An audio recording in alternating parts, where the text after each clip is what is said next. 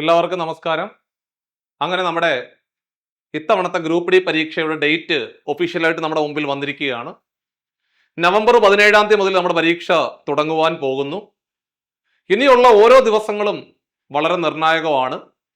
പരമാവധി നിങ്ങൾ previous year ചോദ്യങ്ങൾ വൃത്തിയായിട്ട് ചെയ്തു പഠിച്ചുകൊണ്ട് പരീക്ഷയെ നേരിടുക എന്നുള്ളത് മാത്രമാണ് നമ്മൾ ഈ അവസാന ഘട്ടത്തിൽ ചെയ്യേണ്ടത്. വലിയ പ്രാധാന്യം മാത്സ്, റീസണിങ്, സയൻസിന് വലിയ പ്രാധാന്യം കൊടുത്ത് പഠിക്കണം.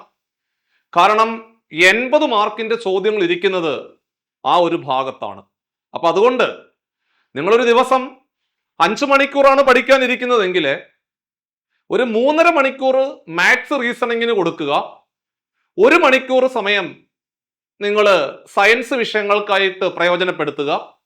ബാക്കി അരമണിക്കൂർ സമയം ഈ പറയുന്ന കറണ്ട് അഫേഴ്സ്, GK വിഷയങ്ങൾക്കായിട്ട് സ്പെൻഡ് ചെയ്യുക. സോ ഇതൊരു പ്രൊപ്പോർഷനായിട്ട് വേണം നിങ്ങൾ മുമ്പോട്ട് കൊണ്ടുപോകാൻ. ഇനിയുള്ള ഓരോ ദിവസങ്ങളും വളരെ നിർണായകമായതുകൊണ്ട് ഒരു ദിവസം നിങ്ങൾ പഠിക്കാതെ ഇരിക്കുകയാണെന്നുണ്ടെങ്കിൽ നമ്മുടെ പരീക്ഷ അത് നെഗറ്റീവായിട്ട് ബാധിക്കും എന്നുള്ള കാര്യം എപ്പോഴും നിങ്ങളുടെ ഓർമ്മയിൽ ഉണ്ടാകണം. സോ അതുകൊണ്ട് നിങ്ങളുടെ ഇനിയുള്ള തിരക്കുകൾ അല്ലെങ്കിൽ ജോലികളെല്ലാം മാറ്റിവെച്ചുകൊണ്ട് ഈ പറയുന്ന സെപ്റ്റംബർ, ഒക്ടോബർ മാസം, നവംബർ പകുതി വരെ കിട്ടും. ഇത്രയും ദിവസങ്ങൾ നിങ്ങൾ കൃത്യമായിട്ട് ഒന്ന് കഷ്ടപ്പെടാൻ നിങ്ങൾ വില്ലിങ് ആണെന്നുണ്ടെങ്കിൽ നിങ്ങളുടെ ഭാവി ഒരു കേന്ദ്ര സർക്കാർ ജോലി നേടിത്തന്നു എന്നുള്ള രീതിയിലേക്ക് മാറും. അത്തരത്തിലെ 2025 നിങ്ങൾ എഴുതാൻ പോകുന്ന ഈ ഒരു മത്സര പരീക്ഷയോടുകൂടി നിങ്ങളൊരു കേന്ദ്ര ഗവൺമെന്റ് ഉദ്യോഗസ്ഥൻ അല്ലെങ്കിൽ ഉദ്യോഗസ്ഥ ആയി മാറട്ടെ. അടുത്ത 2026 നിങ്ങളുടെ ഓരോ ദിവസങ്ങളും ഇന്ത്യൻ റെയിൽവേയുടെ ഭാഗത്തു നിന്നും നിങ്ങളത് ആഘോഷിച്ചുകൊണ്ട് ഓരോ ദിവസങ്ങളും തള്ളു നീക്കുവാനുള്ള സൗഭാഗ്യമുണ്ടാകട്ടെ എന്ന് ആത്മാർത്ഥമായിട്ട് പ്രാർത്ഥിച്ചുകൊണ്ട് നമ്മുടെ ക്ലാസ് എന്ന് പറഞ്ഞാൽ മാത്സിനകത്തെ വളരെ പ്രധാനപ്പെട്ട ഒരു ഭാഗമാണ്. നിങ്ങൾക്ക് എല്ലാവർക്കും അറിയാം, മാത്സിനകത്ത് 25 ചോദ്യങ്ങളാണ്. ആ 25 ചോദ്യങ്ങളും വളരെ പ്രധാനപ്പെട്ട ചോദ്യങ്ങളാണ്. നിങ്ങൾക്ക് പഠിച്ച മാർക്ക് കിട്ടുന്ന ഭാഗങ്ങളാണ്.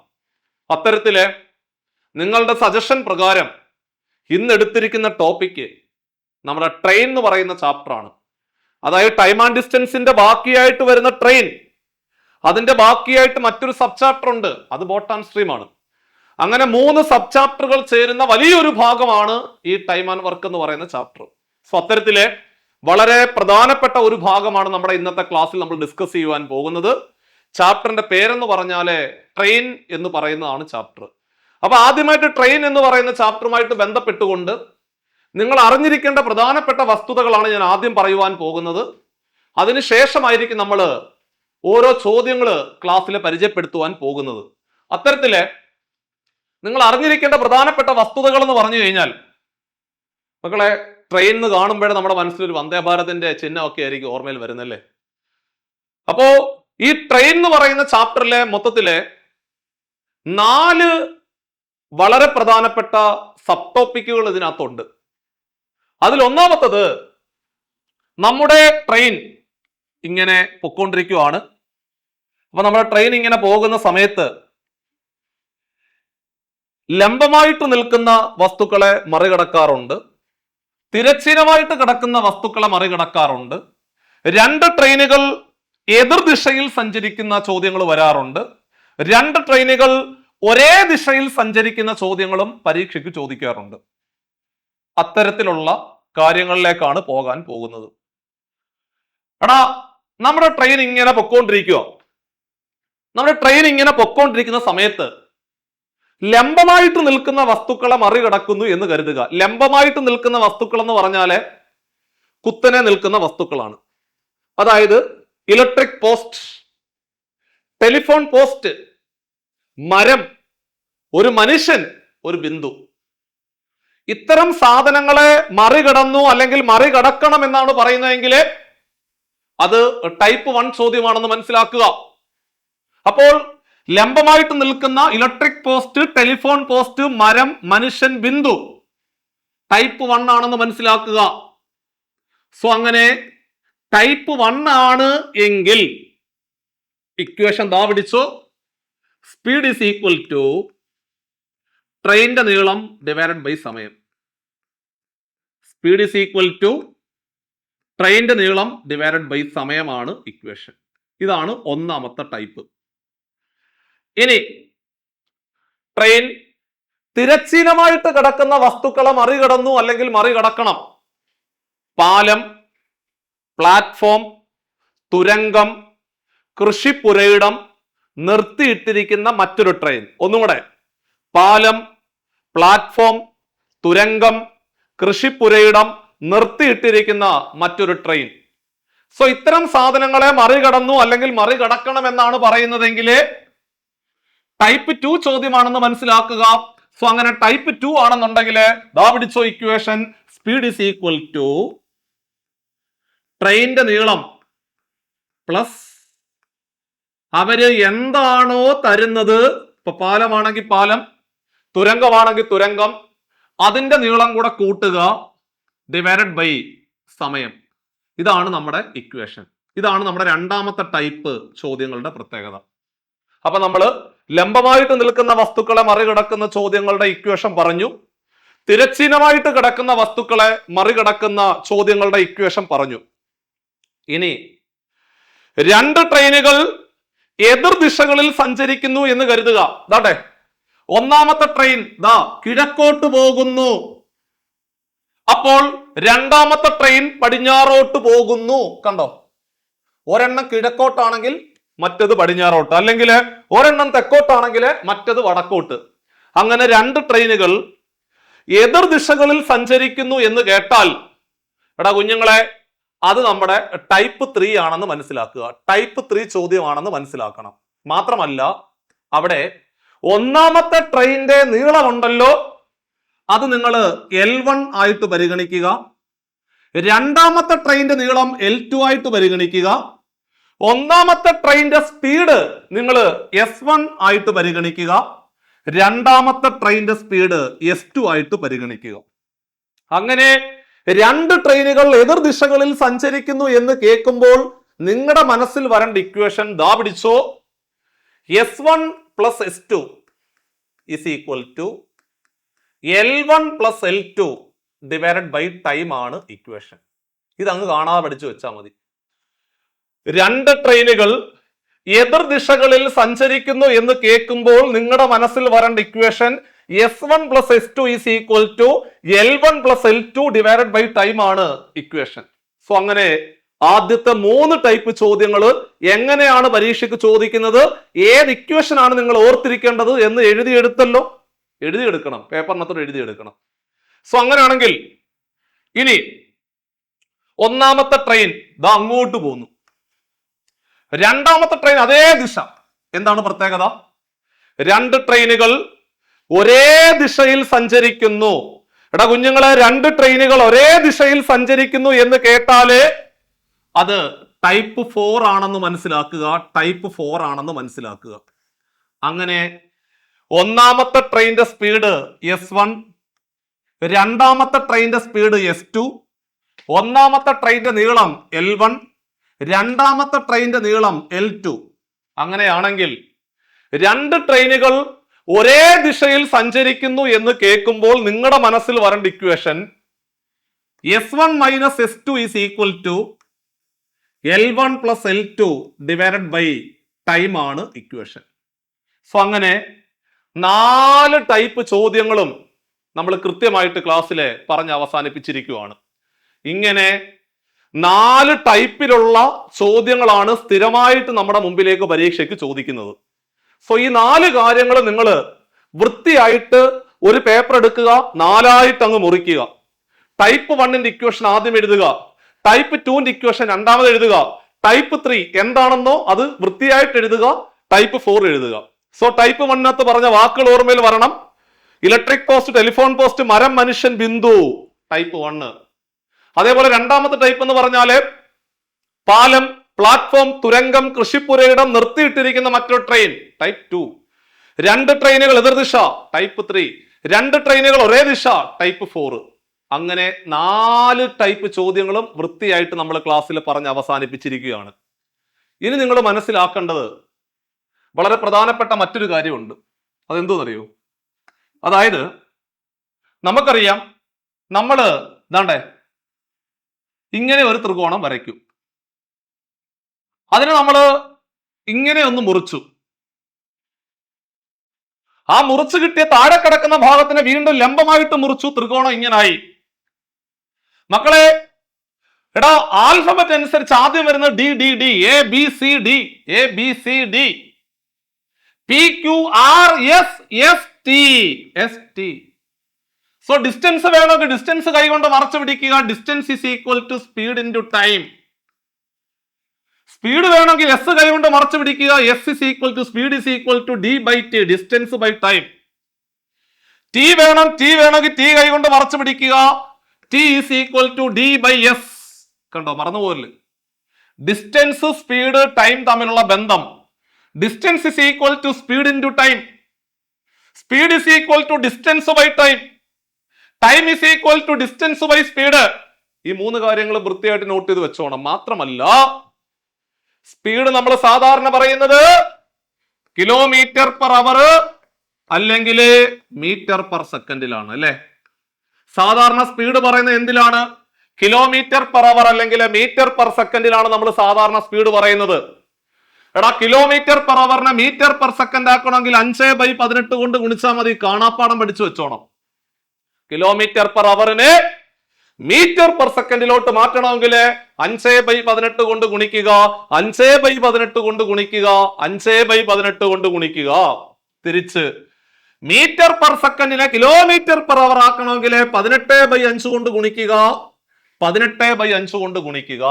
സ്വാഭാവികമായിട്ട് എക്സഹാളിൽ പോകുമ്പോൾ നിങ്ങൾക്ക് തിരിഞ്ഞു പോകാനുള്ള സാധ്യതയുണ്ട്. അപ്പൊ നിങ്ങൾ എന്ത് ചെയ്യണം? കിലോമീറ്റർ പെർ അവറിനെ മീറ്റർ പെർ സെക്കൻഡ് ആക്കണം. മീറ്റർ ആക്കണം, ചെറുതാക്കണമെങ്കിൽ ചെറിയ സംഖ്യയായ 5 മേളിൽ വരണം.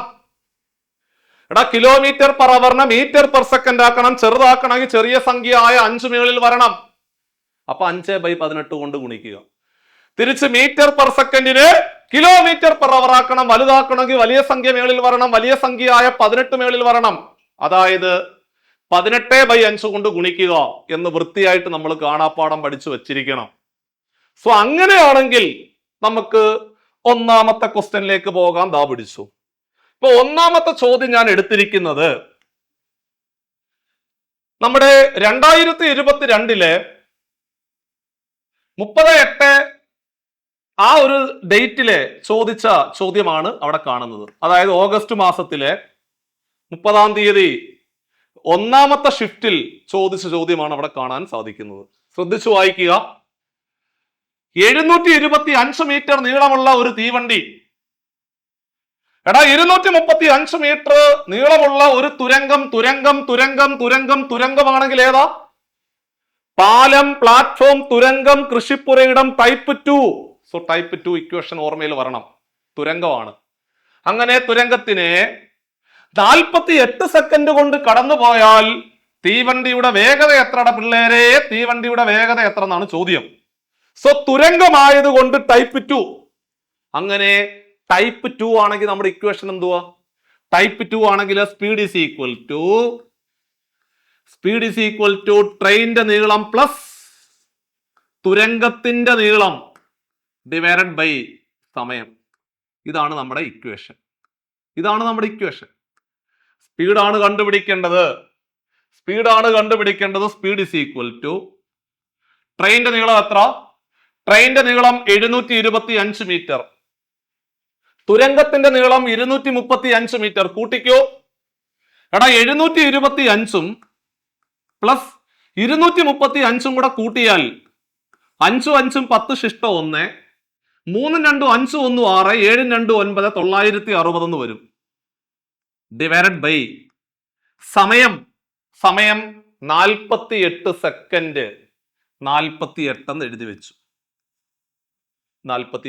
വെച്ചു. ഇവിടെ 48ന്റെ രണ്ടാമത്തെ ഗുണിതമല്ലേ 96 അല്ലേ? 48നെ 2 കൊണ്ട് ഗുണിക്കുമ്പോഴല്ലേടാ 96 കിട്ടുന്നത്. അതായത് മറ്റൊരു രീതിയിൽ പറഞ്ഞാല് 48ന്റെ രണ്ടാമത്തെ മൾട്ടിപ്പിൾ, രണ്ടാമത്തെ ഗുണിതമാണ് 96. ആ 0 ചേർത്തെഴുതിയാൽ 20 എന്ന് വരും. സോ ഇത് മീറ്റർ ആണ്, ഇത് സെക്കൻഡ് ആണ്. ഉത്തരം 20 മീറ്റർ പെർ സെക്കൻഡ് എന്ന് എഴുതി അവസാനിപ്പിക്കുക. ഓപ്ഷൻ അകത്തോട്ട് നോക്കിയപ്പോൾ ചോദ്യകർത്താവ് എല്ലാം തന്നിരിക്കുന്ന എന്തിലാണ്? Kilometre per അവറിലാണ്. അപ്പോൾ കിട്ടിയ മീറ്റർ പെർ സെക്കൻഡിന് കിലോമീറ്റർ പെർ അവറിലേക്ക് മാറ്റണ്ടായോ? മാറ്റണം. മീറ്റർ പെർ സെക്കൻഡിന് കിലോമീറ്റർ പെർ അവറിലോട്ട് മാറ്റണമെങ്കിൽ എന്ത് ചെയ്യണം? കിലോമീറ്റർ പെർ അവറിലോട്ട് മാറ്റണം. വലുതാക്കണമെങ്കിൽ വലിയ സംഖ്യയായ 18 മേളിൽ വരുന്ന രീതിയിൽ 18/5 കൊണ്ട് ഗുണിക്കുക. 18/5 കൊണ്ട് ഗുണിക്കുക. 18/5 കൊണ്ട് ഗുണിച്ചാൽ മതി. 18/5 കൊണ്ട് ഗുണിക്കുക. കുഞ്ഞുങ്ങളെ, ഇവിടെ 5ന്റെ 4ാമത്തെ ഗുണിതമല്ല 20 അല്ലെ? 5ന്റെ 4ാമത്തെ ഗുണിതമാണ് 20. 4ഉം 18ഉം കൂടെ ഗുണിച്ചാൽ 18 × 4 72. ഉത്തരം 72 കിലോമീറ്റർ പെർ അവർ എന്ന് വരും. ഉത്തരം എന്താണ്? 72 കിലോമീറ്റർ പെർ അവർ എന്ന് എഴുതി അവസാനിപ്പിക്കുക. ഓപ്ഷൻ ബി ആയിരുന്നു അതിന്റെ ശരിയായിട്ടുള്ള ഉത്തരം. ഇതായിരുന്നു നമുക്ക് 30/8/2022 ഗ്രൂപ്പ് ഡി പരീക്ഷയ്ക്ക് ചോദിച്ച ചോദ്യം. ഇതാ പിടിച്ചോ, 2ാമത്തെ ചോദ്യം. വീണ്ടും ഒരു ഗ്രൂപ്പ് ഡി ക്വസ്റ്റ്യൻ ആണ് നിങ്ങളുടെ മുമ്പിലേക്ക് ഞാൻ വെച്ചിരിക്കുന്നത്. സെപ്റ്റംബർ മാസം 13 2022 ചോദിച്ച ചോദ്യം. പതുക്കെ ചെയ്താൽ മതി. അതായത് ഒരു തീവണ്ടി 24 മിനിറ്റിനുള്ളിൽ 20 കിലോമീറ്റർ ദൂരം സഞ്ചരിക്കും. അതിന്റെ വേഗത മണിക്കൂറിലെ 5 കിലോമീറ്റർ വർദ്ധിപ്പിച്ചാൽ അതേ ദൂരം സഞ്ചരിക്കാൻ എടുക്കുന്ന സമയം എത്രയാണ്? സമയം എത്രയാണ്? സമയം എത്ര എന്നാണ് ചോദ്യം. അപ്പൊ നമുക്കൊരു കാര്യം ചെയ്യാം. ആദ്യം ചോദ്യകർത്താവ് തന്നിരിക്കുന്നത് 20 കിലോമീറ്റർ ദൂരം സഞ്ചരിച്ചു, സമയം തന്നിട്ടുണ്ട്. എന്തൊക്കെ തന്നിട്ടുണ്ട്? ദൂരവും ഉണ്ട്, സമയമുണ്ട്.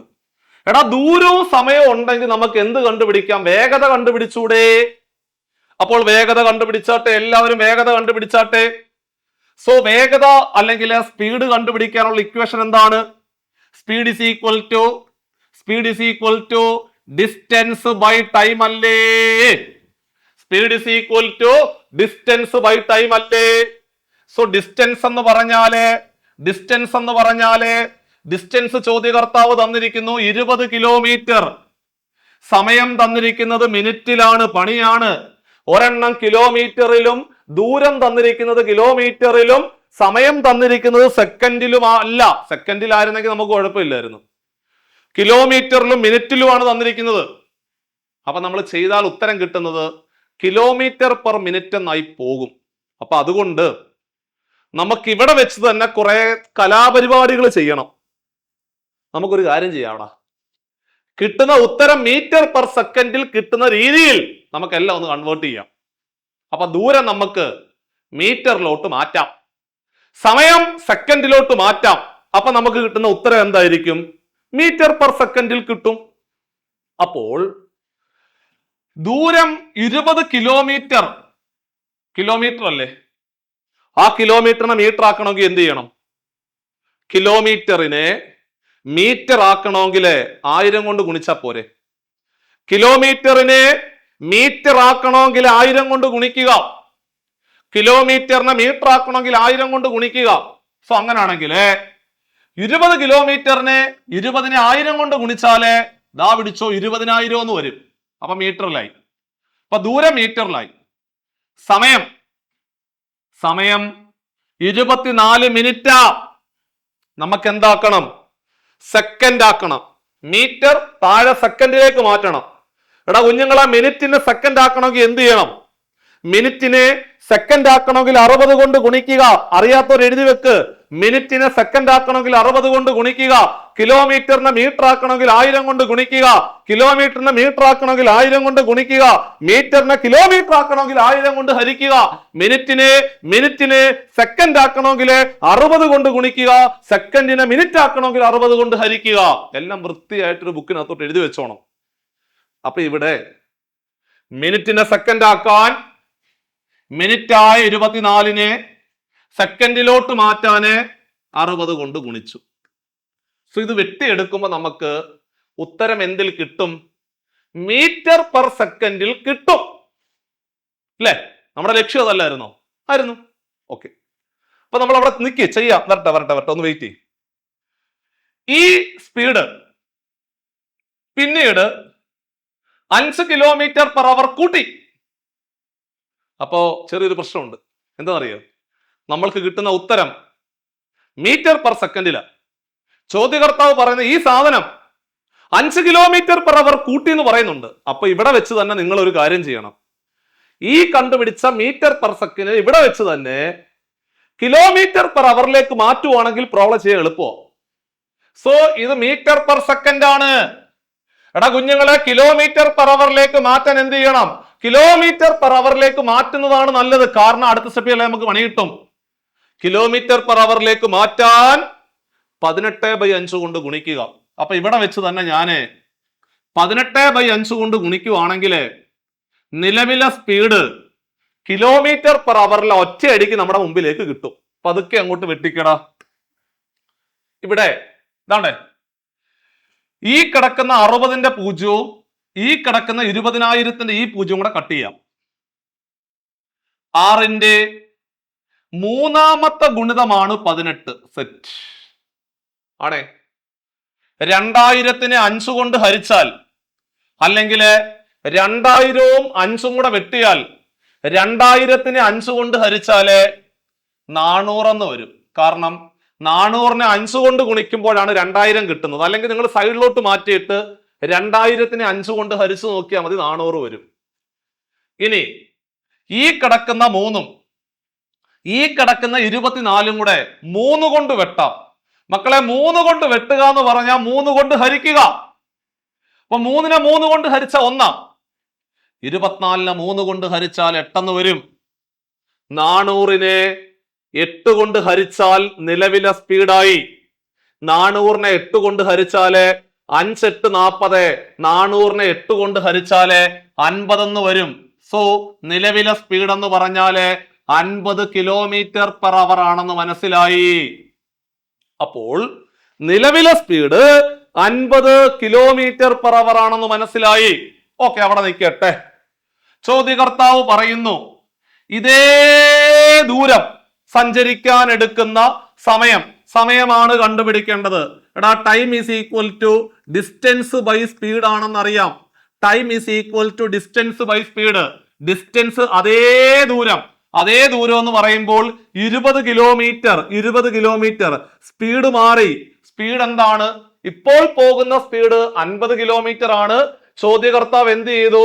പറയുന്നു 5 km/h വർദ്ധിപ്പിച്ചു. 5 km/h വർദ്ധിപ്പിച്ചാല് നേരത്തെ 50 ആണെങ്കിൽ ഇപ്പൊ എത്ര ആയിട്ട് മാറി? 50 5ഉം 55 km/h ആയി. അപ്പൊ താഴെ 55 km/h എന്ന് വരും. ഇത് ചെയ്യുമ്പോൾ ഇത് കിലോമീറ്ററിലുള്ള സാധനമാണ്, ഇത് km/h ആണ്. അപ്പൊ നിങ്ങൾ ചെയ്തെടുത്താൽ ഉത്തരം നിങ്ങൾക്ക് അവറിൽ കിട്ടും. പക്ഷേ ഒരു പണി തന്നു. എന്തു പറഞ്ഞെന്നറിയോ? ചോദ്യകർത്താവ് പറയുന്നു എടാ, എടുക്കുന്ന സമയം മിനിറ്റിൽ എത്ര ആണ്? മിനിറ്റിൽ കണ്ടോ, മിനിറ്റിൽ എത്രയാണെന്നാണ് ചോദ്യം. വീണ്ടും പണിയായി. സോ മിനിറ്റിലേക്ക് മാറ്റണം. ഇത് കിട്ടുന്നത് എന്തായാലും എന്തിലായിരിക്കും? അവറിലായിരിക്കും. സോ അവറിനെ മിനിറ്റ് ആക്കണമെങ്കിൽ എന്ത് ചെയ്യണം? അവറിനെ മിനിറ്റ് ആക്കണമെങ്കിൽ ഇൻറ്റു 60. അവറിനെ മിനിറ്റ് ആക്കണമെങ്കിൽ ഇൻറ്റു 60. മിനിറ്റിനെ അവർ ആക്കണമെങ്കിൽ ഡിവൈഡഡ് ബൈ 60. അറിയാത്തവർ എഴുതി വെക്ക്. അവറിനെ മിനിറ്റ് ആക്കണമെങ്കിൽ ഇൻറ്റു 60, മിനിറ്റിനെ അവർ ആക്കണമെങ്കിൽ ഡിവൈഡഡ് ബൈ 60. ഇനി വെട്ട്. ഇതാണ്ടേ, 55ഉം 60ഉം കൂടെ 5 കൊണ്ട് വെട്ടാം. 5 കൊണ്ട് വെട്ടുക എന്ന് പറഞ്ഞാൽ അർത്ഥം 5 കൊണ്ട് ഹരിക്കുക. സോ അങ്ങനെയാണെങ്കിൽ 55നെ 5 കൊണ്ട് ഹരിച്ചാൽ 11, 60നെ 5 കൊണ്ട് ഹരിച്ചാൽ 12. 5 കൊണ്ട് വെട്ടി. 5 കൊണ്ട് വെട്ടുക എന്ന് പറഞ്ഞാൽ 5 കൊണ്ട് ഹരിക്കുക. ഇനിയൊന്നും വെട്ടാനില്ല. സോ അങ്ങനെയാണെങ്കിൽ എല്ലാം കൂടെ ഗുണിക്കുക, അംശങ്ങൾ തമ്മിൽ ഗുണിക്കുക. 12ഉം 20ഉം കൂടെ ഗുണിച്ചാൽ 12 2 24, 240/11 എന്ന് വരും. 240നെ 11 കൊണ്ട് ഹരിച്ചുകൊണ്ട് ഈ തന്നിരിക്കുന്ന ഓപ്ഷനിലെ ഏതെങ്കിലും ഒരു ഉത്തരത്തിലേക്ക് നിങ്ങൾ എത്തണം. അപ്പൊ 240നെ 11 കൊണ്ട് ഹരിച്ചിട്ട് മിശ്ര ഭിന്നത്തിലേക്ക് മാറ്റിയാൽ മതി. 240നെ 11 കൊണ്ട് ഹരിച്ചാൽ എടാ കുഞ്ഞുങ്ങളെ 11 2 22. ശിഷ്ടം എന്തായി? 2 0. ഒരു 11 ശിഷ്ടം എത്ര? ശിഷ്ടം 9. ശിഷ്ടം 9 എന്ന് വരും. ഓക്കെ, ഇനി ആന്റി ക്ലോക്ക് വൈസ് എഴുതിക്കും. ആന്റി ക്ലോക്ക് വൈസ് ആദ്യം ഹരണഫലം എഴുതണം 21. പിന്നെ ഹാരകം 11. പിന്നെ ശിഷ്ടം 9. ഇതാണ് ഉത്തരം. അതായത് 21 11 9 ഓപ്ഷൻ ബി ആയിരുന്നു അതിന്റെ ശരിയായിട്ടുള്ള ഉത്തരം. സോ പറഞ്ഞ കാര്യങ്ങളെല്ലാം ഒരു ബുക്കിനകത്തേക്ക് വൃത്തിയായിട്ട് നോട്ട് ചെയ്യണം. അതായത് ഞാൻ പറഞ്ഞ കൺവേർഷൻസ് എല്ലാം ഒരു ബുക്കിനകത്തോട്ട് എഴുതണം. ഞാൻ പറഞ്ഞു പോയ കാര്യങ്ങൾ ഒരിക്കൽ കൂടി പറഞ്ഞു. സമയത്തിന്റെ കൺവേർഷൻ എഴുതി വെച്ചോണം. അതായത് അവറിനെ മിനിറ്റ് ആക്കാൻ ഇൻറ്റു 60, മിനിറ്റിനെ സെക്കൻഡ് ആക്കാൻ ഇൻറ്റു 60. എടാ സെക്കൻഡിനെ മിനിറ്റ് ആക്കാൻ ഡിവൈഡഡ് ബൈ 60, അതേപോലെ തന്നെ മിനിറ്റിനെ അവർ ആക്കാൻ ഡിവൈഡഡ് ബൈ 60. ഇത്രയും കാര്യങ്ങൾ വൃത്തിയായിട്ട് ഒരു ബുക്കിനകത്തേക്ക് നിങ്ങൾ നോട്ട് ചെയ്ത് വെച്ചോണം. സോ രണ്ടാമത്തെ ക്വസ്റ്റിന്റെ ഉത്തരം ഓപ്ഷൻ ബി ആയിരുന്നു അതിന്റെ ശരിയായിട്ടുള്ള ഉത്തരം. സോ എല്ലാവർക്കും മനസ്സിലായെന്ന് ഞാൻ പ്രതീക്ഷിച്ചുകൊണ്ട് മൂന്നാമത്തെ ക്വസ്റ്റ്യനിലേക്ക് ഞാൻ പോകുന്നു. ദാ പിടിച്ചോ മൂന്നാമത്തെ ചോദ്യം. മൂന്നാമത്തെ ചോദ്യം 2021 ജനുവരി 25 നമ്മുടെ NTPC പരീക്ഷയ്ക്ക് ചോദിച്ച വളരെ പ്രധാനപ്പെട്ട ഒരു ചോദ്യമാണ്. ചോദ്യം: ഒരു തീവണ്ടി മണിക്കൂറിലെ 90 കിലോമീറ്റർ വേഗതയിൽ സഞ്ചരിക്കുന്നു.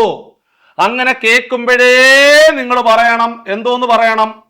എടാ 90 കിലോമീറ്റർ പെർ അവർ സ്പീഡിൽ സഞ്ചരിക്കുന്നു എന്ന് കേട്ടാൽ അതിന്റെ സ്പീഡ് 90 കിലോമീറ്റർ പെർ അവർ ആണ് എന്ന് പറഞ്ഞ അതിന്റെ അർത്ഥം എന്തുവാ? ഒരു മണിക്കൂറിൽ 90 കിലോമീറ്റർ സഞ്ചരിക്കും എന്നല്ലേ? 90 കിലോമീറ്റർ പെർ അവർ എന്ന് പറഞ്ഞ അർത്ഥം ഒരു മണിക്കൂറിലെ 90 കിലോമീറ്റർ സഞ്ചരിക്കും എന്നാണ് അതിന്റെ അർത്ഥം. ഒരു മണിക്കൂറിൽ 90 കിലോമീറ്റർ സഞ്ചരിക്കും എന്നാണ് അർത്ഥം. ചോദ്യകർത്താവ് ചോദിക്കുന്നത് 15 മിനിറ്റ് കൊണ്ട് എത്ര മീറ്റർ ദൂരം സഞ്ചരിക്കും എന്നാണ് ചോദ്യം. നമുക്കറിയാം, എടാ ഒരു മണിക്കൂർ കൊണ്ട് 90 കിലോമീറ്റർ, ഒരു മണിക്കൂർ എന്ന് പറഞ്ഞാൽ 60 മിനിറ്റ് അല്ലേ? ഒരു മണിക്കൂർ എന്ന് പറഞ്ഞാൽ 60 മിനിറ്റ് അല്ലേ?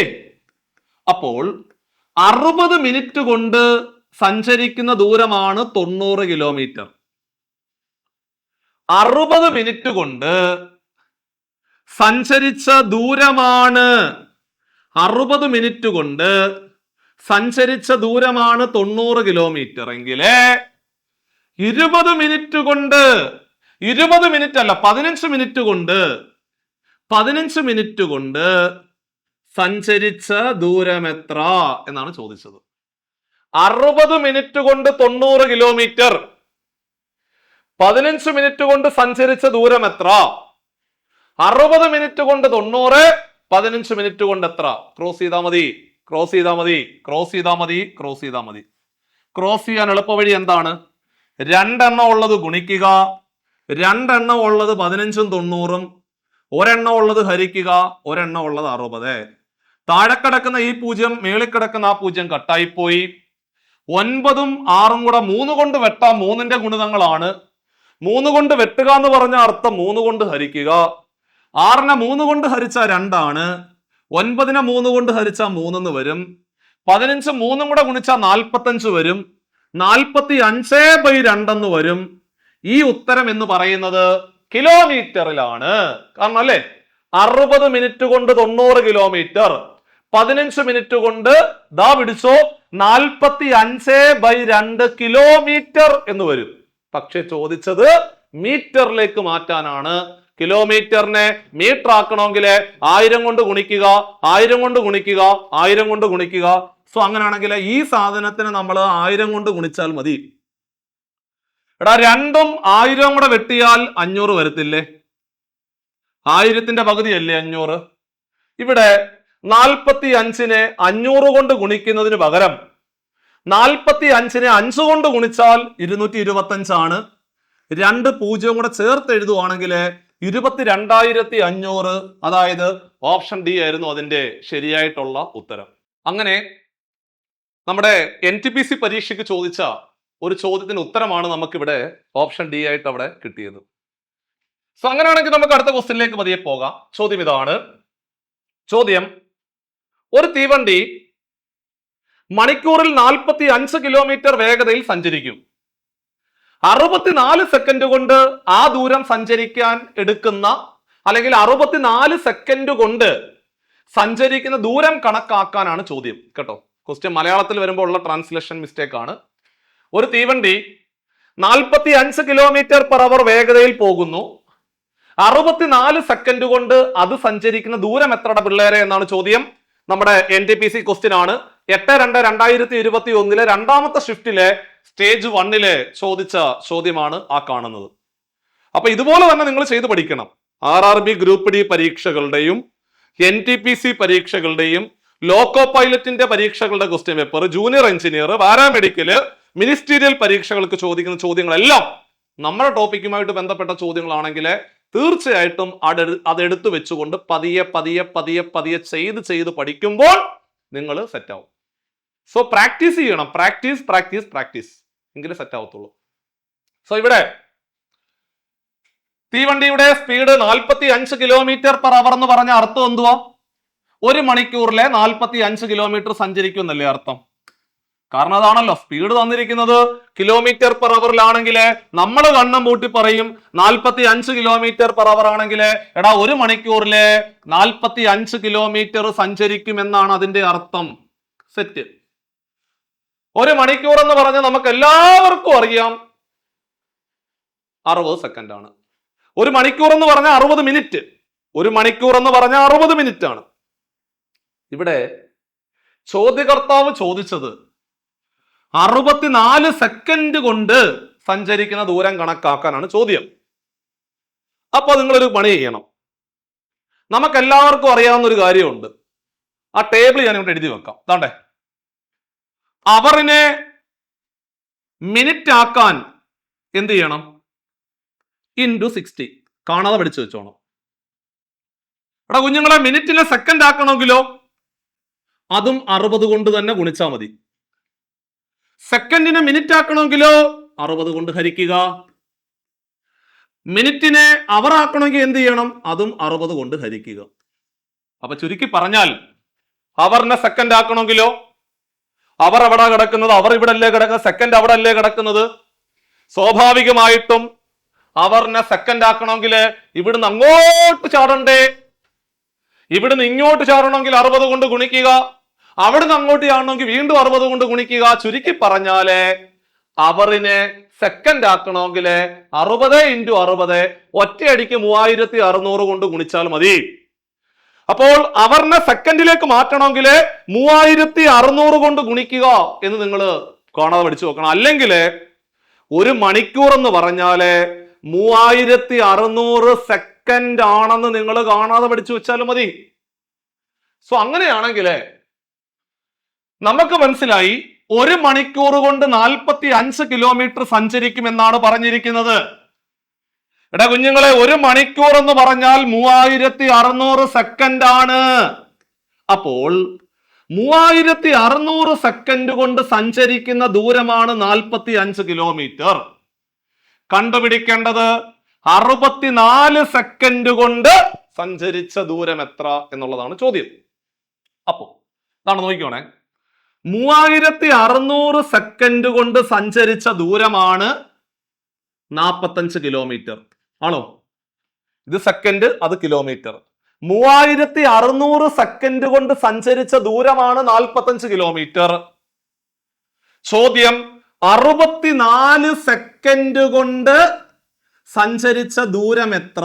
ഇതാണ് ചോദ്യം. സോ ഇങ്ങനെയാണെങ്കിൽ എന്ത് ചെയ്യണം? ക്രോസ് ചെയ്താൽ മതി. 3600 സെക്കൻഡ് കൊണ്ട് 45 കിലോമീറ്റർ, 64 സെക്കൻഡ് കൊണ്ട് എത്ര? ക്രോസ് ചെയ്താൽ മതി. ക്രോസ് ചെയ്താട്ടെ, ക്രോസ് ചെയ്യുക. 2 എണ്ണം ഉള്ളത് ഗുണിക്കുക, 1 എണ്ണം ഉള്ളത് ഹരിക്കുക. 2 എണ്ണം ഉള്ളത് 64 ഉം 45ഉം, 1 എണ്ണം ഉള്ളത് 3600.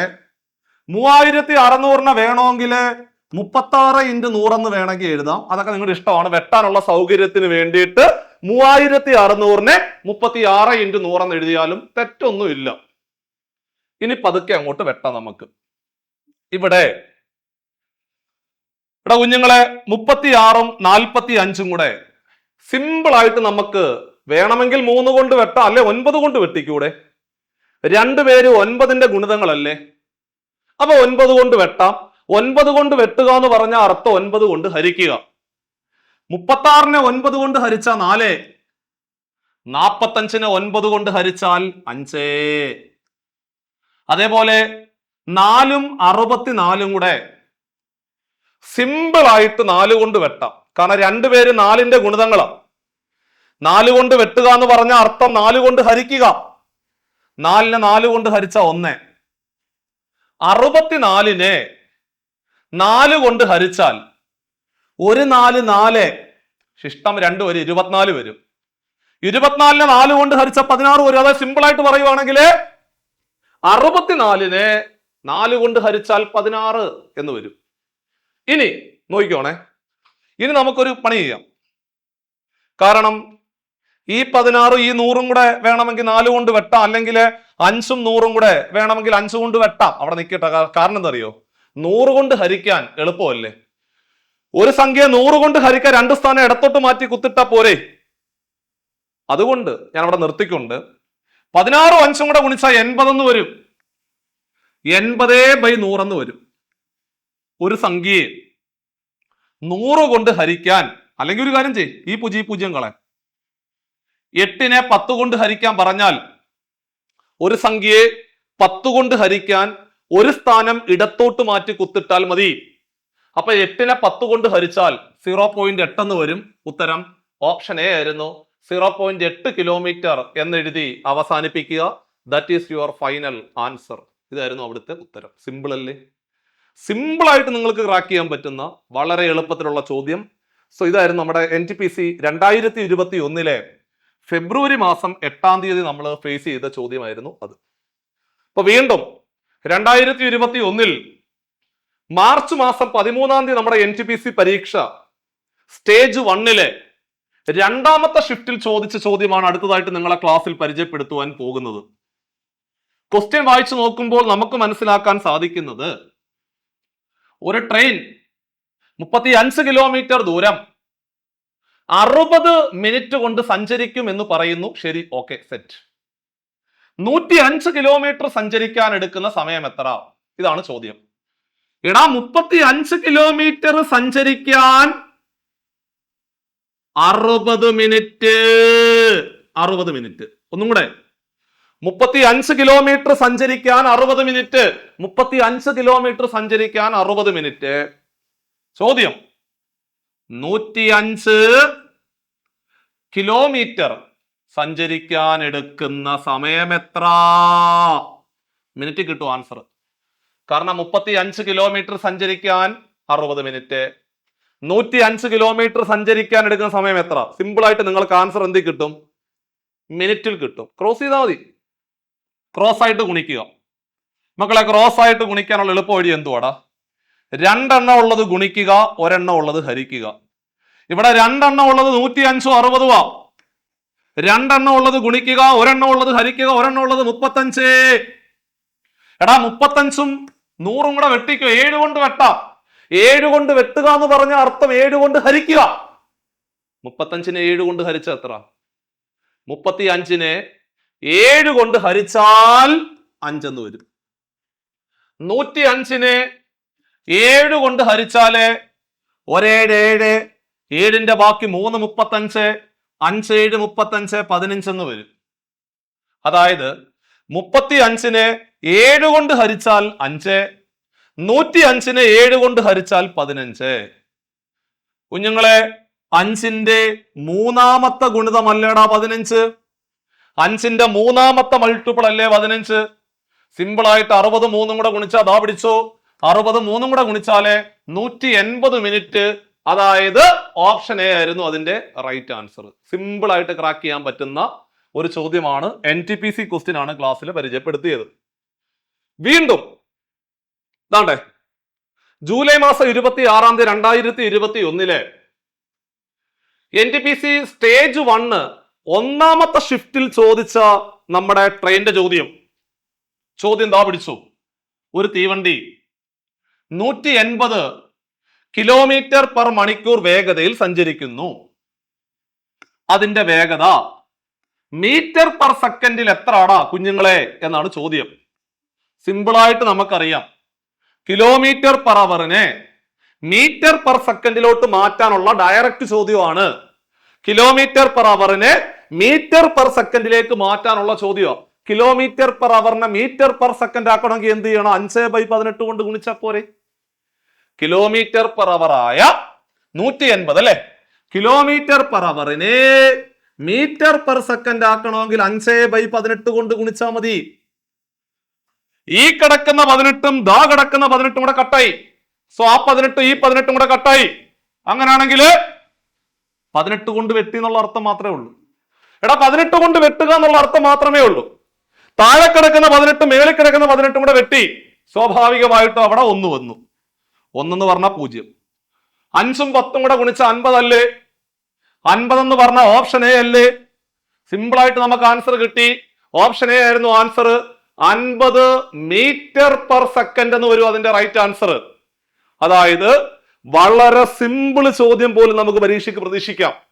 ഡയറക്റ്റ് കൺവേർഷൻ, അതായത് കിലോമീറ്റർ പെർ അവറിനെ മീറ്റർ പെർ സെക്കൻഡ് ആക്കാനോ അല്ലെങ്കിൽ മീറ്റർ പെർ സെക്കൻഡിനെ കിലോമീറ്റർ പെർ അവർ ആക്കാനോ നമുക്ക് പരീക്ഷയ്ക്ക് ചോദ്യം പ്രതീക്ഷിക്കാവുന്നതാണ്.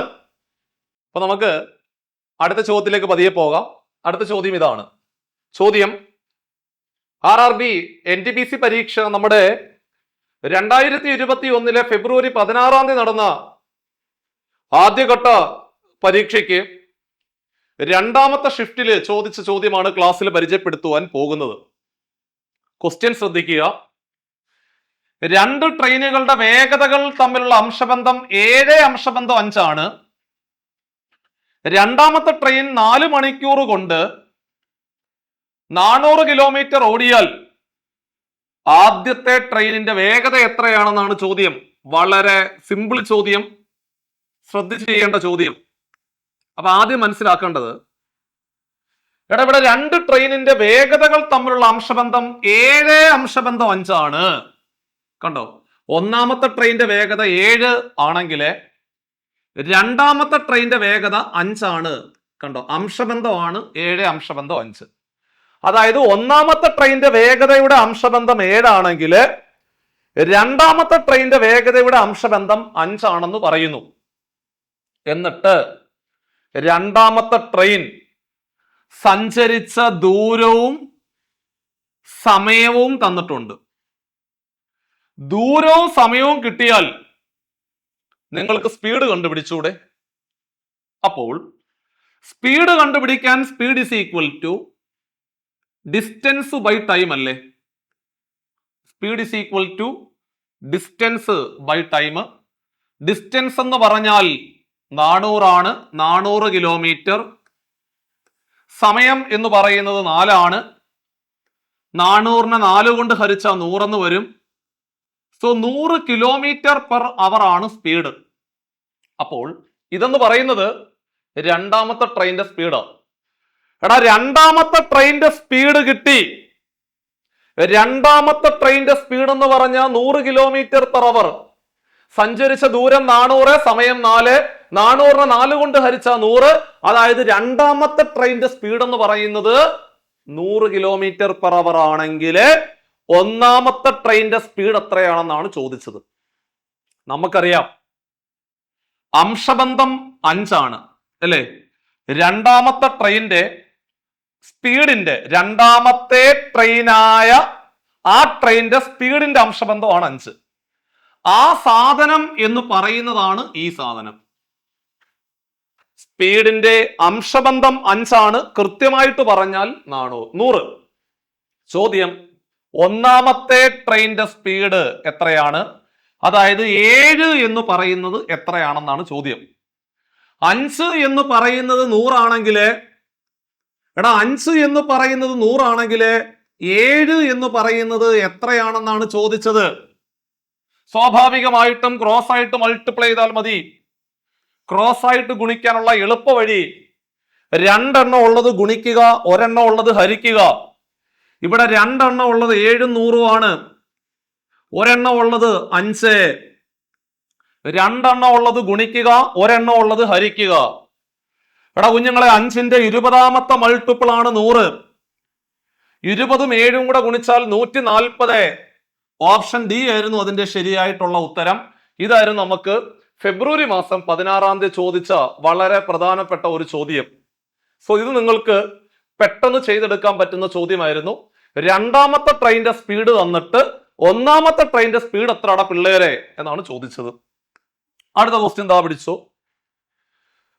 ചോദ്യം 2021 ഫെബ്രുവരി 11 RRB NTPC ആദ്യഘട്ട പരീക്ഷ ഒന്നാമത്തെ ഷിഫ്റ്റിൽ ചോദിച്ച ചോദ്യം ഒരു തീവണ്ടി മണിക്കൂറിൽ 75 കിലോമീറ്റർ വേഗതയിൽ സഞ്ചരിക്കുന്നു എന്ന് കേൾക്കുമ്പോഴേ നിങ്ങൾ ആലോചിച്ചോണം ട്രെയിനിന്റെ സ്പീഡാണ് 75 km/h.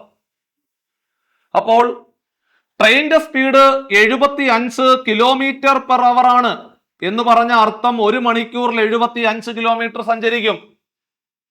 അങ്ങനെയാണെങ്കിൽ 20 മിനിറ്റ് കൊണ്ട് സഞ്ചരിക്കുന്ന ദൂരം എത്രയാണെന്നാണ് ചോദ്യം, അല്ലേ? 75 km/h എന്ന് പറഞ്ഞാൽ 1 മണിക്കൂർ കൊണ്ട് 75 കിലോമീറ്റർ. എടാ 1 മണിക്കൂർ എന്ന് പറഞ്ഞ 60 മിനിറ്റ്. അപ്പോൾ 60 മിനിറ്റ് കൊണ്ട് സഞ്ചരിക്കുന്ന ദൂരമാണ് 75 കിലോമീറ്റർ. 75 km/h എന്ന് പറഞ്ഞ അർത്ഥം 1 മണിക്കൂർ കൊണ്ട് 75 കിലോമീറ്റർ സഞ്ചരിക്കും. 1 മണിക്കൂർ എന്ന് പറഞ്ഞ 60 മിനിറ്റ്. അപ്പോൾ 60 മിനിറ്റ് കൊണ്ട് സഞ്ചരിക്കുന്ന ദൂരമാണ് 75 കിലോമീറ്റർ. ചോദ്യം ചോദിച്ചിരിക്കുന്നത് എന്താണ്? 20 മിനിറ്റ് കൊണ്ട് സഞ്ചരിക്കുന്ന ദൂരം എത്ര എന്നാണ് ചോദ്യം. ഇതാണ് ചോദ്യം. സിമ്പിൾ ആയിട്ട് ഇതാണ്ടേ ക്രോസ് ചെയ്താ പോരെ, ക്രോസ് ചെയ്താൽ മതി. 2 എണ്ണം ഉള്ളത് ഗുണിക്കുക, 1 എണ്ണം ഉള്ളത് ഹരിക്കുക. മക്കളെ 2 എണ്ണം ഉള്ളത് 20 75 ആണ്. 1 എണ്ണം ഉള്ളത് ഹരിക്കുക, 1 എണ്ണം ഉള്ളത് 60. എടാ കുഞ്ഞുങ്ങളെ 20ന്റെ മൂന്നാമത്തെ മൾട്ടിപ്പിൾ ആണ് 60. 75നെ 3 കൊണ്ട് ഹരിച്ചാലേ ഉത്തരം 25. ഓപ്ഷൻ ഡി ആയിരുന്നു അതിന്റെ ശരിയായിട്ടുള്ള ഉത്തരം. എല്ലാവർക്കും പെട്ടെന്ന് ആൻസർ കിട്ടുന്ന ചോദ്യമാണ് ക്ലാസ്സിൽ പരിചയപ്പെടുത്തി അവസാനിപ്പിച്ചത്. സോ അങ്ങനെയാണെങ്കിൽ അടുത്ത ക്വസ്റ്റ്യൻ വന്നിരിക്കുന്നത് 2021 ഫെബ്രുവരി 9 നമ്മുടെ NTPC ആദ്യഘട്ട പരീക്ഷ ഒന്നാമത്തെ ഷിഫ്റ്റിലെ ചോദിച്ച ട്രെയിനിന്റെ ചോദ്യമാണ് കാണാൻ സാധിക്കുന്നത്. ചോദ്യം ഇതാണ്: ഒരു തീവണ്ടി മണിക്കൂറിൽ 75 കിലോമീറ്റർ വേഗതയിൽ സഞ്ചരിക്കുന്നു എന്ന് പറഞ്ഞാൽ അതിന്റെ അർത്ഥം എന്തുവാ? ആ തീവണ്ടിയുടെ സ്പീഡ് എന്ന് പറഞ്ഞാല് 75 km/h ആണ്. കണ്ടോ, 75 km/h സ്പീഡിൽ സഞ്ചരിക്കുന്ന തീവണ്ടി എന്നാണ് പറയുന്നത്. നമ്മൾ വൃത്തിയായിട്ട് എഴുതി വെച്ചു. ചോദ്യം 250 കിലോമീറ്റർ ദൂരം സഞ്ചരിക്കാൻ ആ ട്രെയിനിന് ആവശ്യമായ സമയം എത്ര എന്നാണ് ചോദ്യം. ഇതായിരുന്നു ചോദ്യം. എടാ 75 km/h എന്ന് പറഞ്ഞ അർത്ഥം എന്തുവാ? എന്ന് പറഞ്ഞ അർത്ഥം 1 മണിക്കൂറിൽ 75 കിലോമീറ്റർ സഞ്ചരിക്കും എന്നല്ലേ അർത്ഥം? ആണോ? 75 km/h എന്ന് പറഞ്ഞ അർത്ഥം എന്തുവാ? 1 മണിക്കൂറിൽ 75 കിലോമീറ്റർ സഞ്ചരിക്കും എന്നാണ് അർത്ഥം. അതായത് 75 കിലോമീറ്റർ സഞ്ചരിക്കാൻ ആവശ്യമായ സമയം 1 മണിക്കൂർ.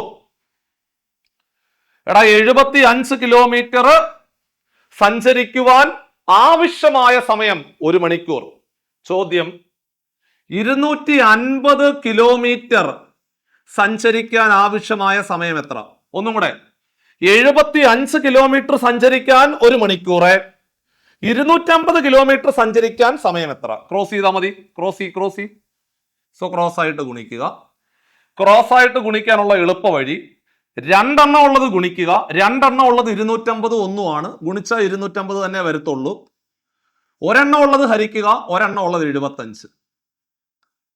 ഇവിടെ കുഞ്ഞുങ്ങളെ ഇവിടെ ഈ കിടക്കുന്ന 25ഉം ഈ കിടക്കുന്ന 75ഉം കൂടെ സിമ്പിൾ ആയിട്ട് 25 കൊണ്ട് വെട്ടാം. 25ന്റെ മൾട്ടിപ്പിൾ ആണ് 25 കൊണ്ട് വെട്ടാം.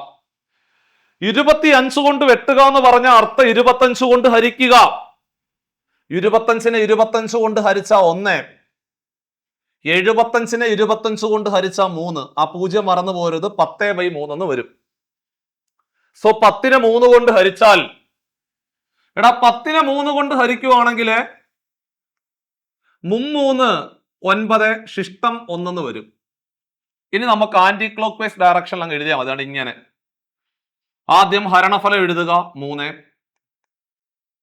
പിന്നെ ഹാരകം എഴുതുക 3, ഹാരകത്തിന്റെ മുകളിൽ ശിഷ്ടം എഴുതുക 1. ഉത്തരം 3 3/1 മണിക്കൂർ എന്ന് എഴുതി അവസാനിപ്പിക്കുക. അങ്ങനെ ഒരു ഓപ്ഷൻ അവിടെ ഇല്ല.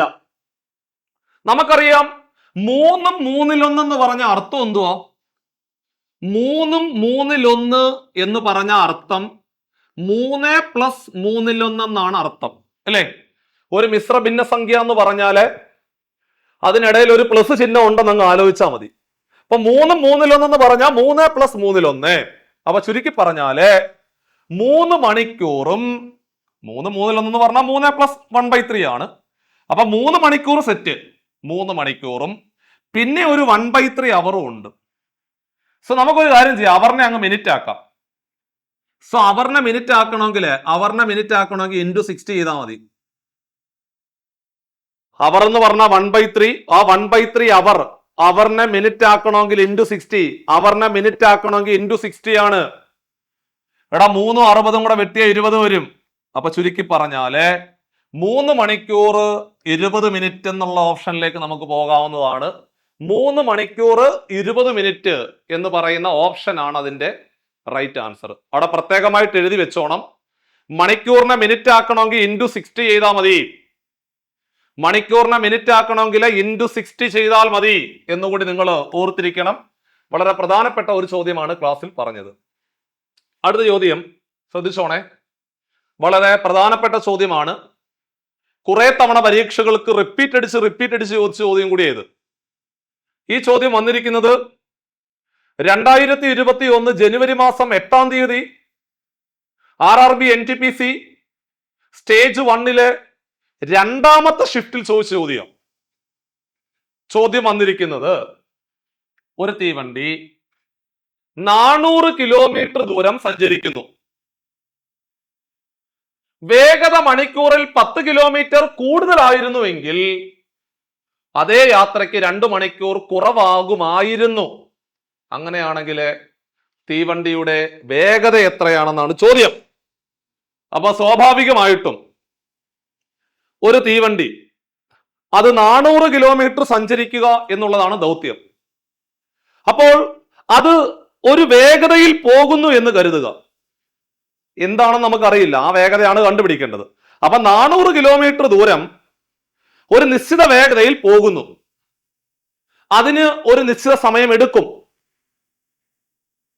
ഇനി പുതിയ വേഗത എന്ന് പറഞ്ഞാല്, എടാ ആദ്യം എന്തായിരുന്നോ വേഗത ഉണ്ടായിരുന്നത് അതിനേക്കാൾ 10 km/h സ്പീഡ് കൂടുതലാണെങ്കിൽ 2 മണിക്കൂർ കുറച്ചേ എടുക്കത്തുള്ളായിരുന്നു എന്ന്.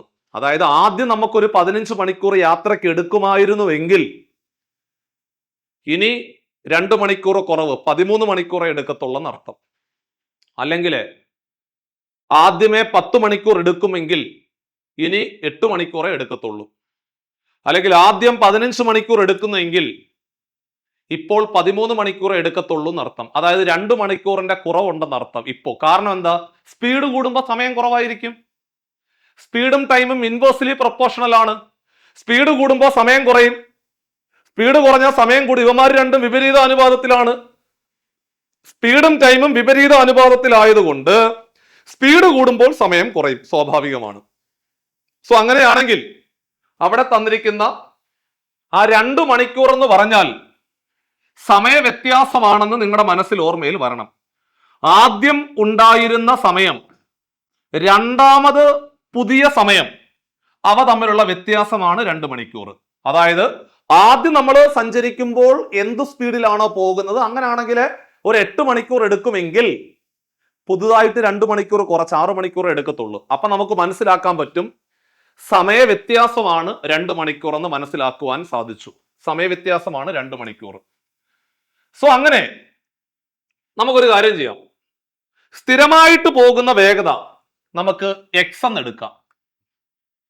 സ്ഥിരമായിട്ട് പോകുന്ന വേഗത എക്സ്, എടുക്കുന്ന സമയം ടി അവേഴ്സ്.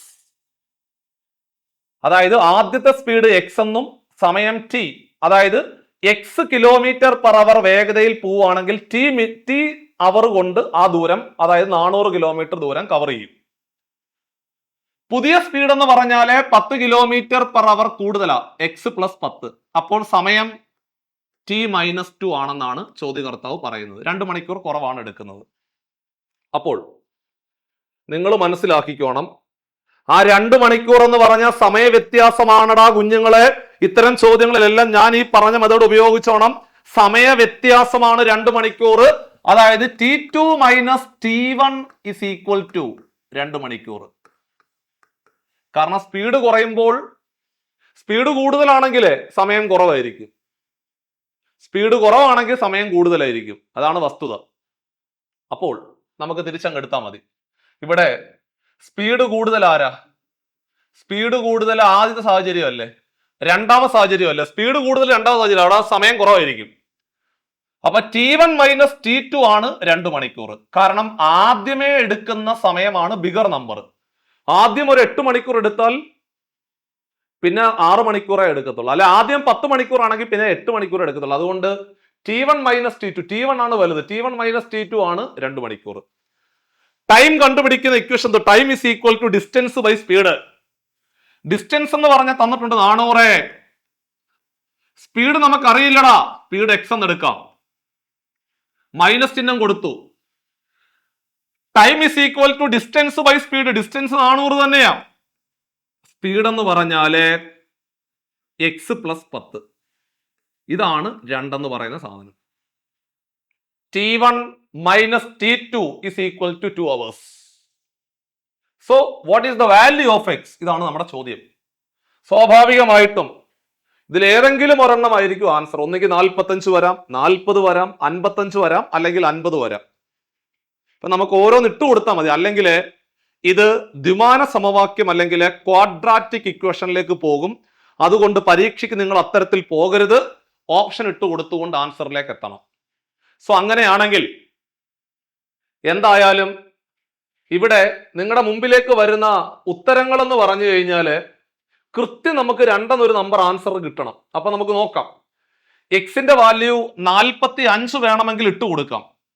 400നെ 45 കൊണ്ട് കൃത്യമായിട്ട് ഹരിക്കാൻ പറ്റത്തില്ല, അതുകൊണ്ട് പോയിന്റ് വരും. അതുകൊണ്ട് ഒരിക്കലും ആ സംഖ്യ വരത്തില്ല. കാരണം നമുക്ക് കൃത്യം ആൻസർ 2 വന്ന് അന്നേരം സ്റ്റോപ്പ് ചെയ്യാം. അപ്പൊ ഇതൊരിക്കലും 45 വരത്തില്ല. 400നെ 55 കൊണ്ട് പൂർണ്ണമായിട്ട് ഹരിക്കാൻ പറ്റാത്തത് കൊണ്ട് 55 ആൻസർ ആയിട്ട് വരത്തില്ല. വേണമെങ്കിൽ 40 വരാം, അല്ലെങ്കിൽ 50 വരാം. എന്തുകൊണ്ടാണ് 45ഉം 55ഉം വരത്തില്ലെന്ന് ഞാൻ പറയാൻ കാരണം എന്താ? എടാ എക്സിന്റെ വാല്യൂ 45ഉം 55ഉം ഞാൻ പറയുന്നു വരത്തില്ലെന്ന് പറയുന്നതിന്റെ കാരണം എന്തെന്ന് ചോദിച്ചാലേ, ഇവിടെ നിങ്ങൾ എക്സിന്റെ വാല്യൂ ഇട്ട് കൊടുക്കുമ്പോൾ ഒരു സംഖ്യ കിട്ടും, അവിടെയും എക്സിന്റെ വാല്യൂ ഇട്ട് കൊടുക്കുമ്പോൾ ഒരു സംഖ്യ കിട്ടും. രണ്ടും കൂടെ കുറയ്ക്കുമ്പോൾ ഒരു പക്ക 2 എന്ന് പറഞ്ഞൊരു സംഖ്യ വരണ്ടേ? സോ പോയിന്റ് വന്നു കഴിഞ്ഞാൽ അത് വരുമോ? ഇല്ല. അപ്പൊ അതുകൊണ്ട് ഓപ്ഷൻ എയും ഓപ്ഷൻ സിയും വരത്തില്ല. 400നെ 40 കൊണ്ട് ഹരിക്കാൻ പറ്റും, 400നെ 50 കൊണ്ട് ഹരിക്കാൻ പറ്റും. അപ്പോ എ വരാം, അല്ല ബി വരാം, അല്ലെങ്കിൽ ഡി ആൻസർ ആയിട്ട് വരാം. അപ്പൊ നമുക്കൊരു കാര്യം ചെയ്യാം. ആദ്യം നമുക്ക് ബി ആണെന്ന് കരുതാം, ചുമ്മാ കരുതാം. എക്സിന്റെ വില 40 ആണെന്ന് കരുതാം.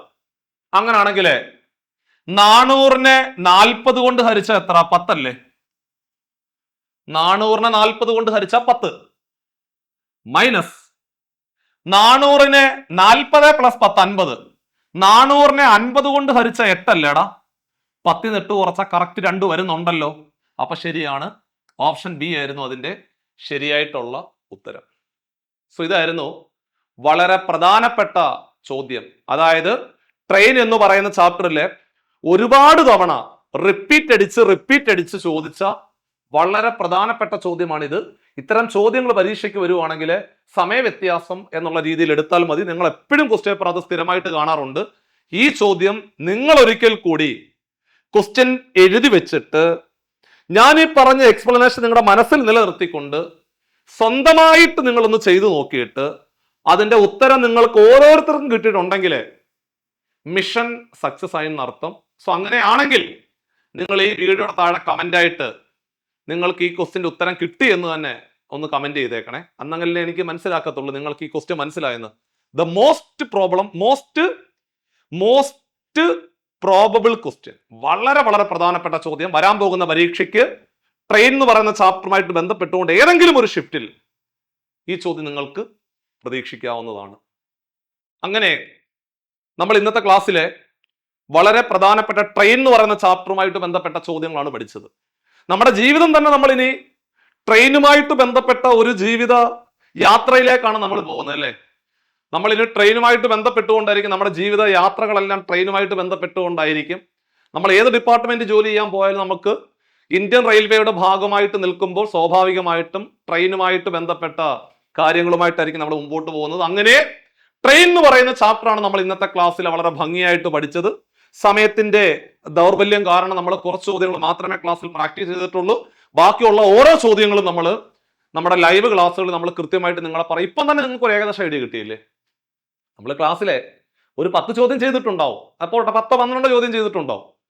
ഇപ്പൊ തന്നെ വരാൻ പോകുന്ന പരീക്ഷയ്ക്ക് ഏത് നിലവാരത്തിലാണ് ചോദ്യം വരുന്നതെന്നുള്ള കാര്യം ഒരു ക്ലാരിറ്റി ഉണ്ടായില്ലേ? ഇങ്ങനെയാണ് ഓരോ ചാപ്റ്ററുകൾ നിങ്ങൾ ചെയ്ത് പഠിക്കേണ്ടത്. അതിനു വേണ്ടിയിട്ടാണ് നമ്മൾ ട്രെയിൻ എന്ന് പറയുന്ന ചാപ്റ്ററുമായിട്ട് ബന്ധപ്പെട്ട മുൻ വർഷങ്ങളിലെ വിവിധ ഗ്രൂപ്പ് ഡി, അതേപോലെ NTPC, ലോക്കോഡ ക്വസ്റ്റ്യൻ പേപ്പർ, പാരാമെഡിക്കൽ, അങ്ങനെയുള്ള ചോദ്യങ്ങളെല്ലാം ക്ലാസ്സിൽ പരിചയപ്പെടുത്തിയത്. തീർച്ചയായിട്ടും നിങ്ങൾക്ക് ഈ ക്ലാസ് വളരെയധികം ഉപകാരപ്പെട്ടു എന്ന് ഞാൻ വിശ്വസിക്കുകയാണ്. ഇതുപോലെ ഓരോ ക്ലാസ്സുകൾ നമ്മളെ ലൈവായിട്ട് നിങ്ങൾക്ക് ഓരോ ദിവസവും കൃത്യമായിട്ട് 2 മണിക്കൂർ അല്ലെങ്കിൽ 1.5 മണിക്കൂർ സമയം മാത്സ്, റീസണിങ് വലിയ പ്രാധാന്യം കൊടുത്തുകൊണ്ടുള്ള സെഷൻസ് ആണ് നമ്മൾ പുതിയ ബാച്ചുകളായിട്ട് സ്റ്റാർട്ട് ചെയ്തിരിക്കുന്നത്.